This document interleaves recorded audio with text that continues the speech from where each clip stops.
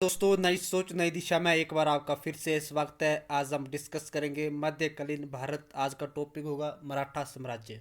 12 भाग इसके पहले मैं बना चुका हूँ। अगर किसी भी पर्सन ने उन 12 भाग का ऑनलाइन टेस्ट नहीं दिया है तो आप मुझे मैसेज कर सकते हैं, या तो यूट्यूब चैनल में भी जाके डिस्क्रिप्शन में आपको इसके लिंक मिल जाएंगे, उसके ऊपर क्लिक करके भी आप उस ऑनलाइन टेस्ट को दे सकते हैं।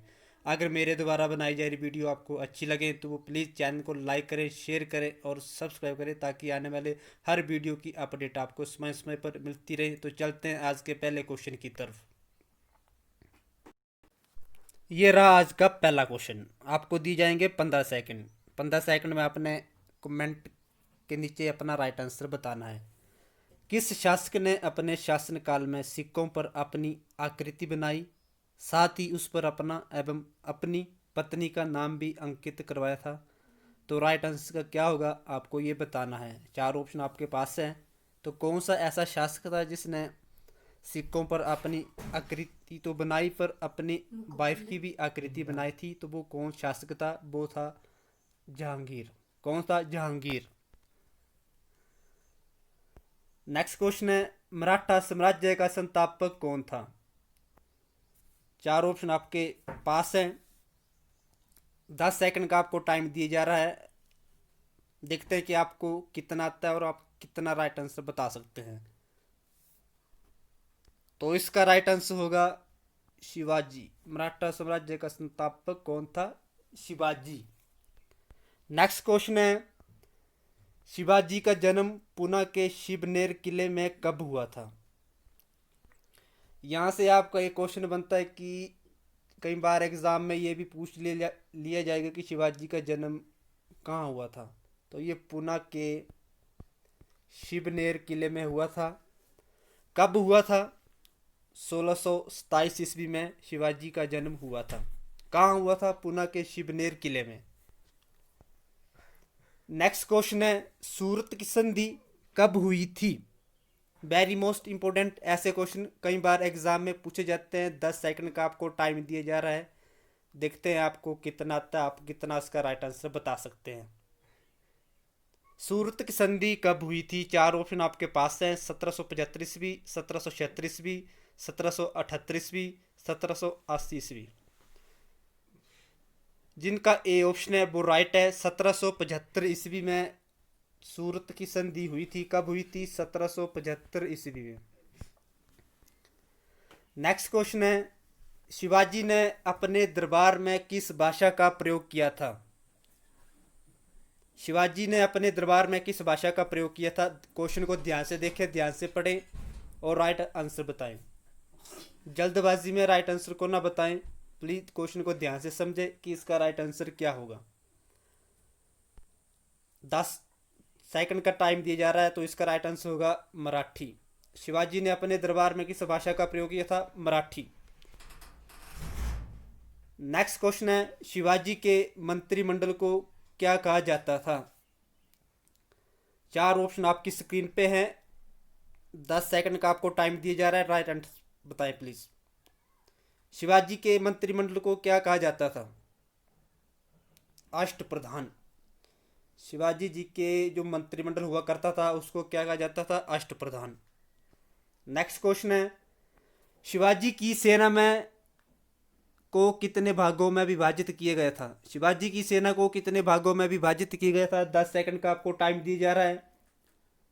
प्लीज क्वेश्चन को अच्छे से समझे और राइट आंसर ही बताएं, जल्दबाजी ना करें।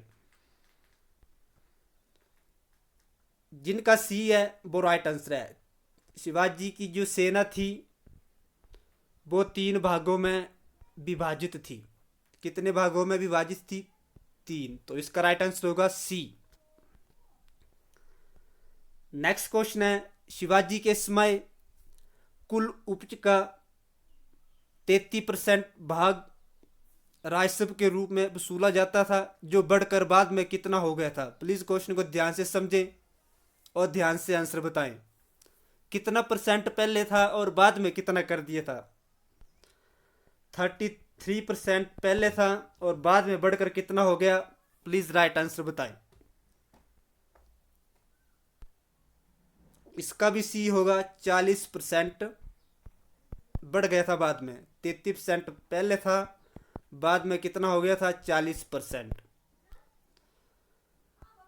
नेक्स्ट क्वेश्चन है, शिवाजी ने मुगल व्यापारिक केंद्र सूरत को 1664 एवं 1670 ईस्वी में कितनी बार लूटा था? Very most important question. यहाँ से आपके दो क्वेश्चन बनते हैं।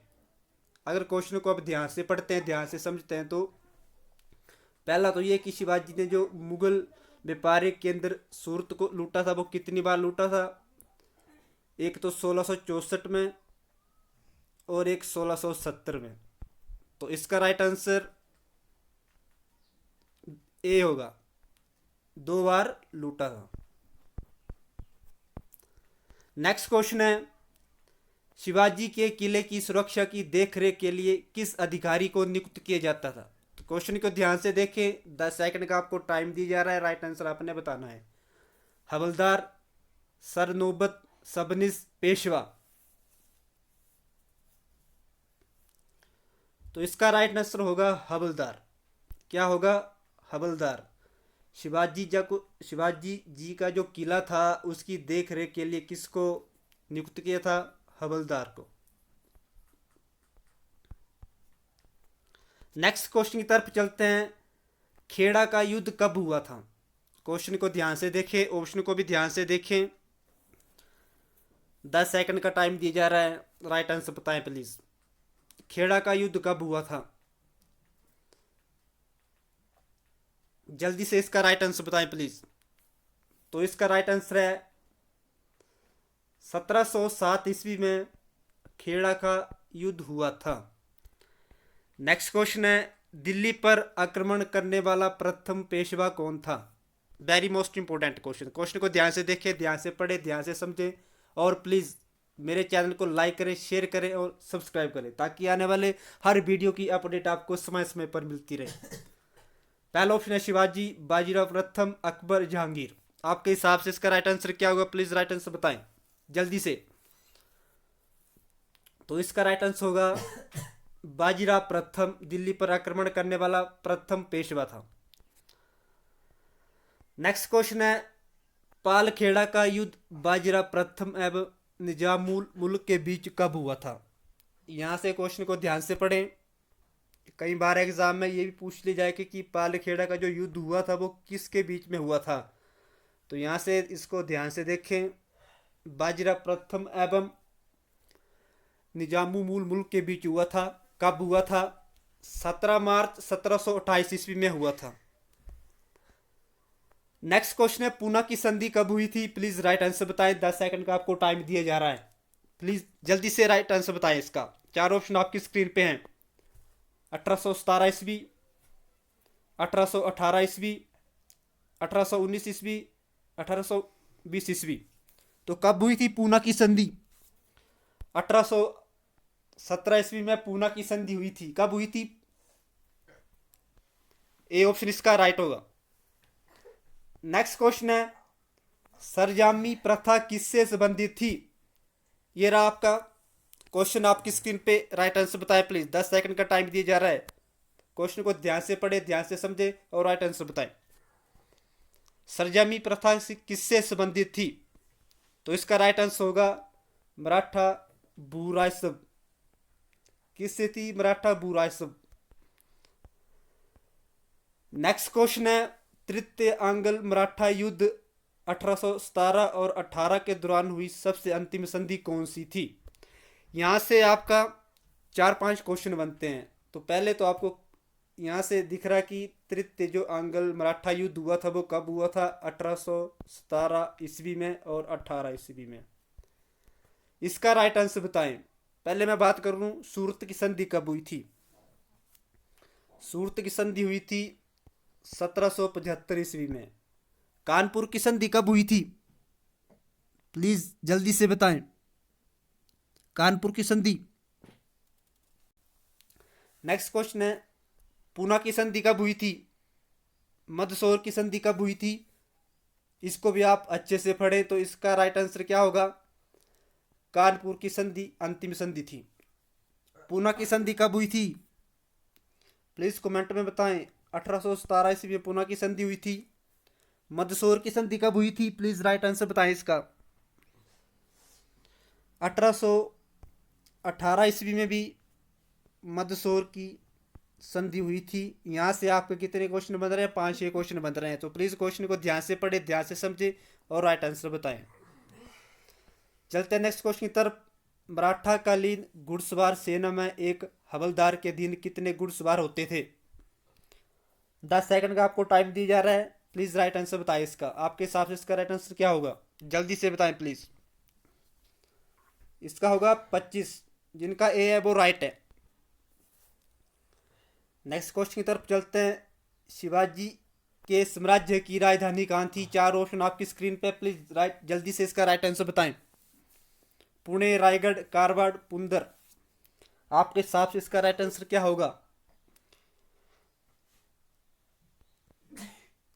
तो इसका होगा सी, कारवाड़। शिवाजी के जो साम्राज्य था उसकी राजधानी क्या थी? कारवाड़। नेक्स्ट क्वेश्चन है। सारे नोतब का अर्थ था, इसका अर्थ क्या था? जो शिवाजी जी के मुगल काल में जो धर्म मंत्री होते थे, विदेश मंत्री होते थे, गृह मंत्री होते थे, सेनापति होते, तो इसमें इसका अर्थ क्या हो सकता है आपके हिसाब से? तो इसका राइट आंसर होगा सेनापति। जिसका ए है वो बिल्कुल राइट है। ये रहा नेक्स्ट क्वेश्चन आपकी स्क्रीन पे। मराठा कालीन पैदल सेना में एक नायक के अधीन कितने पाइक या पैदल सैनिक होते थे? प्लीज इसका राइट आंसर बताएं जल्दी से। 10 सेकंड का आपको टाइम दिया जा रहा है। प्लीज जल्दी से इसका राइट आंसर बताएं। 4 ऑप्शन आपकी स्क्रीन पे हैं। 9, 13, 15, 25। तो इसका राइट आंसर होगा 9। चलते हैं नेक्स्ट क्वेश्चन की तरफ। आज के लिए इतना ही। अगर मेरे द्वारा बनाई जा रही वीडियो आपको अच्छी लगे तो प्लीज़ चैनल को लाइक करें, शेयर करें और सब्सक्राइब करें, ताकि आने वाले हर वीडियो की अपडेट आपको पल पल मिलती रहे। धन्यवाद।